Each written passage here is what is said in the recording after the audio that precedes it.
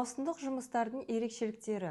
Еңбек кодексінің 30 бабы 1 тармағының 5 тармақшасына сәйкес, еңбек шарты маусымдық жұмысты орындау уақытына жасалуы мүмкін. Еңбек шартында маусымдық жұмыстарды орындауға арналған шарт жасасу туралы талап және оларды орындаудың белгілі бір кезеңі көрсетілуге тиіс.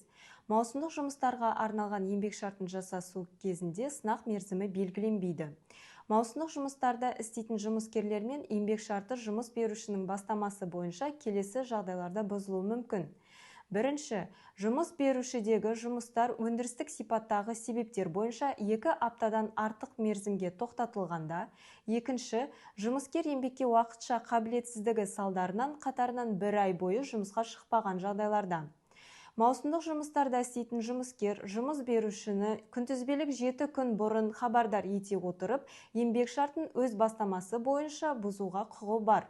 Еңбек шарты бұзылған кезде жұмыс беруші пайдаланылмаған демалыс үшін өтемақы төлемін жұмыс істелген уақытқа пропорционалды түрде төлейді. Жұмыс беруші заңды тұлға таратылған не жұмыс беруші жеке тұлғаның қызметі тоқтатылған және жұмыскерлер саны немесе штаты қысқартылған жағдайда, жұмыс беруші маусымдық жұмыстарда істейтін жұмыскерді еңбек шартын алдын ала бұзылатыны туралы күнтізбелік 7 күн бұрын хабардар етуге міндетті.